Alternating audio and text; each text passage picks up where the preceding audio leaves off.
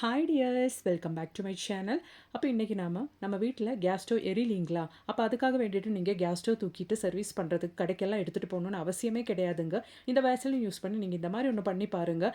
நம்ம டெய்லி லைஃப்பில் நமக்கு செய்யக்கூடிய கொஞ்சம் டிப்ஸு கூட வேஸ்லின் யூஸ் பண்ணி நம்ம செய்யக்கூடிய கொஞ்சம் டிப்ஸ் கூட நான் இந்த வீடியோவில் ஆட் பண்ணியிருக்கேன். கண்டிப்பாக நீங்கள் இந்த வீடியோ ஃபுல்லாக ஸ்கிப் பண்ணாமல் பாருங்கள். வீடியோ பிடிச்சிருந்தால் மறக்காமல் லைக் பண்ணுங்கள். புதிய வியூவர்ஸ் யாராச்சும் இருந்தால் இந்த சேனலை கூட ஒன்று சப்ஸ்கிரைப் பண்ணி சப்போர்ட் பண்ணுங்கள். அப்போ நமக்கு டைம் வேஸ்ட் பண்ணாமல் நேராக வீடியோக்குள்ளே போயிடலாங்க. அப்போ நமக்கு நம்மளோட முதல் டிப்பு பார்க்கலாம். நம்ம வீட்டில் இந்த மாதிரி மழை காலம் அப்படி இல்லைன்னா இந்த மாதிரி தீப்பெட்டி எல்லாம் நமத்து போயிடுச்சுன்னா நமக்கு அது சீக்கிரமாகவே அந்த தீப்பெட்டி குச்சி பத்துறதுக்கு ரொம்ப கஷ்டம், எரியறதுக்கு ரொம்ப கஷ்டம். அப்படி இருக்கிற டைமில் நம்ம வீட்டில் இருக்கிற இந்த மாதிரி வேஸ்லைனை கொஞ்சமாக எடுத்ததுக்கப்புறம் நீங்கள் தான் இந்த மாதிரி இந்த இடத்துல லைட்டாக அப்ளை பண்ணி விடுங்க. அதுக்கப்புறமேட்டு நீங்கள் இந்த தீப்பெட்டி குச்சி பற்ற வச்சு பாருங்கள். நல்லாவே தீப்பெட்டி எரியுங்க. கண்டிப்பாக நீங்கள் இந்த ஒரு டிப்பு ட்ரை பண்ணி பாருங்கள். வேஸ்லைன் எல்லார் வீட்லேயும் இருக்கும்.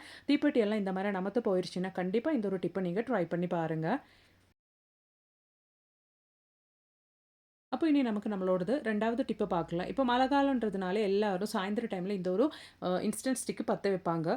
ரொம்ப நேரம் அந்த இன்ஸ்டன்ட் ஸ்டிக்கு யூசுவலாக எரியறத விட எரியறதுக்காக வேண்டிட்டு உங்களுக்கு இது மாதிரி கொஞ்சம் வேஸ்லைன் எடுத்து அந்த ஒரு இன்ஸ்டன்ட் ஸ்டிக்கு மேலே இந்த மாதிரி நீங்கள் அப்ளை பண்ணிட்டீங்கன்னா ரொம்ப நேரம் அந்த இன்ஸ்டன்ட் ஸ்டிக்கு நின்று எரியுங்க. கண்டிப்பாக நீங்கள் இந்த ஒரு டிப்பு ட்ரை பண்ணி பாருங்கள். ஆல்ரெடி நான் இந்த ஒரு டிப்பு ஒரு வீடியோவில் போட்டிருந்தேன். யாராச்சும் பார்க்கலன்னா கண்டிப்பாக இந்த ஒரு டிப்பு இந்த வீடியோவில் பார்த்து ட்ரை பண்ணி பாருங்கள். இதுக்கு மேலே நீங்கள் இந்த மாதிரி இன்ஸ்டன்ட் ஸ்டிக்கெல்லாம் பற்ற வைக்கும்போது ரொம்ப நேரம் உங்களுக்கு அது நின்று எரியும். ட்ரை பண்ணி பாருங்கள். அப்போ நீ நமக்கு நம்மளோடது அடுத்த டிப் ஒன்று பார்த்துடலாம். அதுக்காக வேண்டி வாசலை நான் எடுத்து வச்சுருக்கேன். அதுக்கப்புறமேட்டு நான் இது இந்த மாதிரி கொஞ்சம் எடுத்ததுக்கப்புறம் இந்த மாதிரி கையில் கொஞ்சம் அப்ளை பண்ணி விடுறேன். அதுக்கப்புறமேட்டு நான் இந்த மாதிரி கொஞ்சம் ஸ்ப்ரே அதுக்கு மேலே அந்த வேஸ்லைனுக்கு மேலே அடித்து விட்றேங்க. இந்த மாதிரி நம்ம வேஸ்லைனுக்கு மேலே நம்ம டியோஸோ ஸ்ப்ரேயோ ஏதாச்சும் அடித்து விட்டோம்னா ரொம்ப நேரத்துக்கு அந்த ஸ்மெல்லு நமக்கு இருக்குங்க. லாஸ் பண்ணி இருக்கும். ரொம்ப நேரத்துக்கு அந்த ஸ்மெல்லு நமக்கு லாஸ் பண்ணி இருக்கும். இதுக்கு மேலே ஸ்ப்ரே எல்லாம் அடிக்கும்போது நீங்கள் இந்த மாதிரி வேஸ்லைன் கொஞ்சம் அப்ளை பண்ணிவிட்டு அதுக்கு மேலே ஸ்ப்ரே பண்ணுங்கள். ரொம்ப நேரத்துக்கு உங்களுக்கு அந்த ஸ்மெல்லு நல்லாவே இருக்கும். ட்ரை பண்ணி பாருங்கள். அப்போ நமக்கு நம்மளோடது அடுத்த டிப்பு பார்த்துடலாம். இது மாதிரி நம்ம வீட்டில் கட்டிங் பிளேயர் அது மாதிரி ஹேமர் எல்லாம் இருக்கும். அதெல்லாம் இரும்புன்றதுனாலே சீக்கிரமாக அது துருப்பிடிக்க ஆரம்பிச்சிருங்க.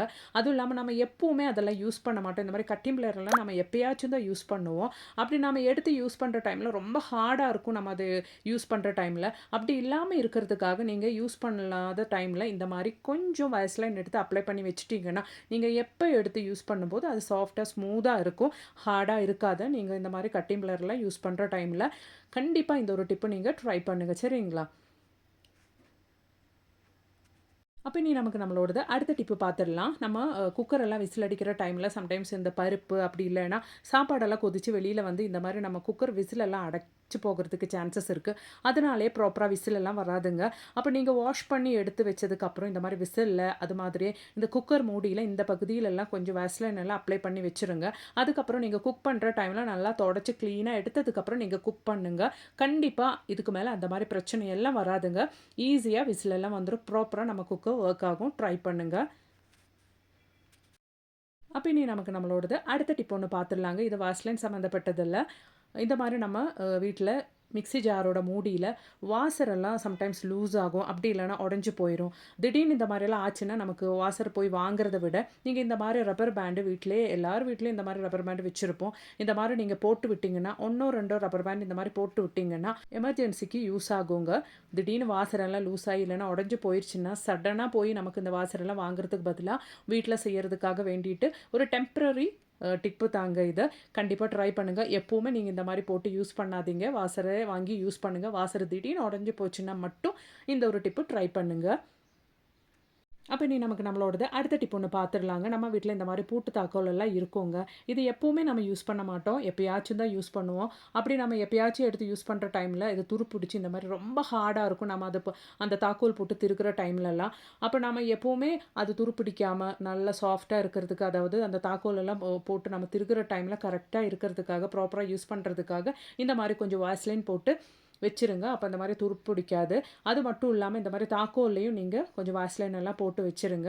துருப்பிடிச்சு ஹார்டாக ஆயிடுச்சுன்னா கூட நீங்கள் இந்த மாதிரி இந்த தாக்கோலில் வாஸ்லைன் நல்லாவே அப்ளை பண்ணதுக்கப்புறம் நீங்கள் இந்த மாதிரி பூட்டு திறந்தீங்கன்னா ஈஸியாகவே திறந்து வந்துடுங்க. அதுக்காக வேண்டிட்டு நீங்கள் மறுபடியும் புது பூட்டு தாக்கோல் எல்லாம் வாங்கணும்னு அவசியமே கிடையாது. இந்த மாதிரி டிப்பை நீங்கள் ட்ரை பண்ணி பாருங்கள்.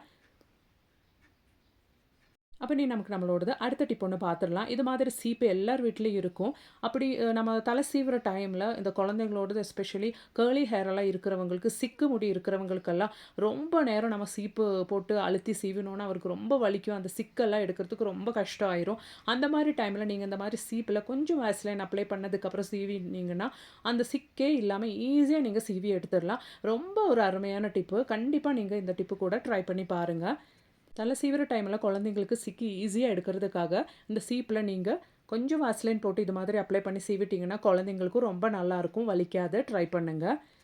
அப்ப இனி நமக்கு நம்மளோடது அடுத்த டிப் ஒண்ணு பார்த்துரலாம். நார்மலா நம்ம கேஸ் பத்த வைக்கிற டைம்ல இந்த மாரி ப்ளூ ஃப்ளேம் இருந்துச்சுன்னாங்க, நமக்கு நார்மலா அதாவது ஒரு பிரச்சனையும் இல்லாம நம்ம கேஸ் ஸ்டவ் எரியுதுன்னு அர்த்தம். அப்படி இல்லாம நமக்கு தான் இந்த மாதிரி எல்லோ ஃப்ளேம் வந்துருச்சுன்னா, நம்ம கேஸ் பர்னர்ல ஏதாச்சும் அடைப்பு இருக்கு அப்படின்னு அர்த்தங்க.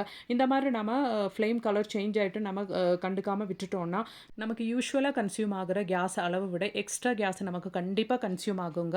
அதனால நமக்கு 2 மாசம்லாம் வர கேஸ் நமக்கு 1 மாசத்துல தீர்ந்து போகறதுக்கெல்லாம் சான்சஸ் இருக்கு.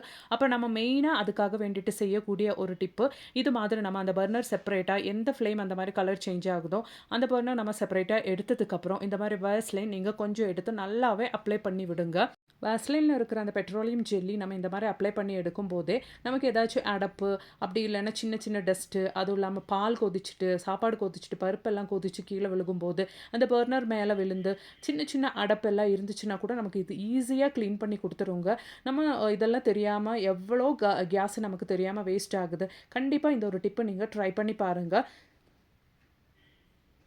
இந்த மாரி நம்ம ஈவனா எல்லா இடத்துலயும் படுற மாரி அப்ளை பண்ணதுக்கப்புறம், ஒரு டூத் பிக் ஒண்ணு எடுத்துக்கோங்க. எல்லார் வீட்லயும் டூத் பிக் இருக்கும். அப்படி இல்லன்னா, நீங்க விளக்குமாறு குச்சி கூட எடுத்துக்கலாங்க. சின்ன குச்சி கூட எடுத்துட்டு, இந்த மாரி அந்த டூத் பிக்கு உள்ள விட்டு ஏதாச்சும் அடப்பு இன்னும் இருந்தா கூட, அது நமக்கு ஈஸியா கூட கிளீன் ஆயி கிடைக்கிறதுக்காக இந்த டிப் ஒண்ணு கூட நீங்க ட்ரை பண்ணி பார்த்துடலாம்.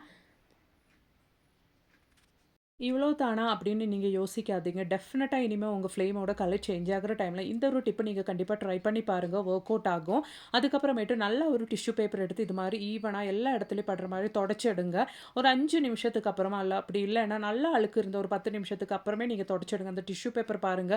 எல்லா அழுக்குமே நமக்கு ஈஸியா வருது. தண்ணி ஒண்ணும் இல்லாமலே நம்ம பர்ன நம்ம நல்லாவே கிளீன் பண்ணி எடுத்துட்டோம். இதுக்கப்புறமேட்டு உங்களுக்கு அந்த மாரி ஃப்ளேம் வராது. கண்டிப்பா இந்த ஒரு டிப்பு ட்ரை பண்ணுங்க.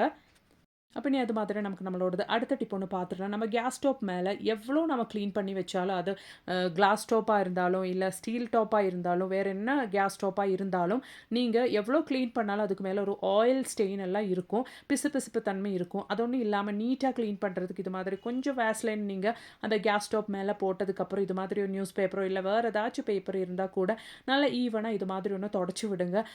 அப்பவே நமக்கு அதுல ஏதாச்சும் ஆயில் ஸ்டெயின் அப்படி இல்லன்னா, அந்த பிசுபிசுப்பு தன்மையெல்லாம் நம்ம கேஸ் ஸ்டவ் மேல இருந்துச்சுன்னா, நமக்கு ஈஸியா கிளீன் ஆயி கிடைக்குங்க. நீங்க யோசிப்பீங்க, அதுக்கு பதிலா நம்ம சோப்பு போட்டெல்லாம் தேய்ச்சு கழுவிறலாமே அப்படின்ட்டு. நீங்க என்ன கழுவுனாலும் ஒரு சில டைம் நீங்க கவனிச்சீங்கன்னா, அந்த ஒரு பிசுபிசு தன்மை கண்டிப்பா இருக்கும். அதொக்க இல்லாம போகறதுக்காக வேண்டிட்டு, நீங்க இந்த மாரி ஒரு டிப்பு கண்டிப்பா ட்ரை பண்ணுங்க.